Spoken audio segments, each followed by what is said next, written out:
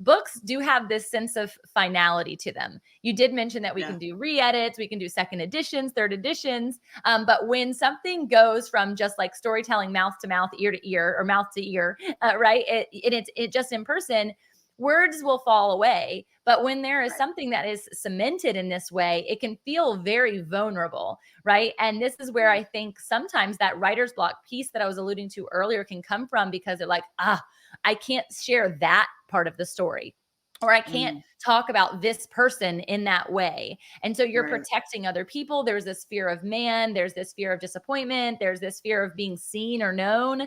And so writing being so vulnerable, being that place in which we can talk to the paper. I love that. Talk about how you've combated that and how you help people push past that from a writer's block perspective.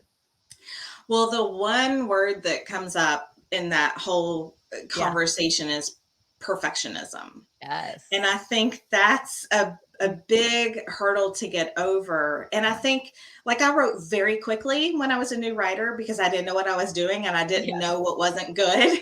And so as I've learned what really good writing is, it almost is a hindrance to me just free writing, because I'm like, oh no, I've got to go back and tweak that. And so one thing I really try to preach to myself as well as other people, just get something on paper, because your first draft is never your final draft.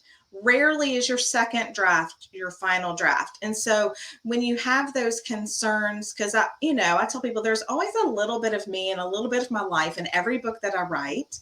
I won't necessarily tell you which it is, but it's always there. And of course, other people that we know end up in our books, and their personalities and their quirks, and maybe even challenges that we have faced with those people go into our writing. And so it's okay to set all of that aside and just focus on the story, knowing that we can come back and tweak it as needed, we want it to be as perfect as it can be at the end, but that will stop you from ever writing in the beginning.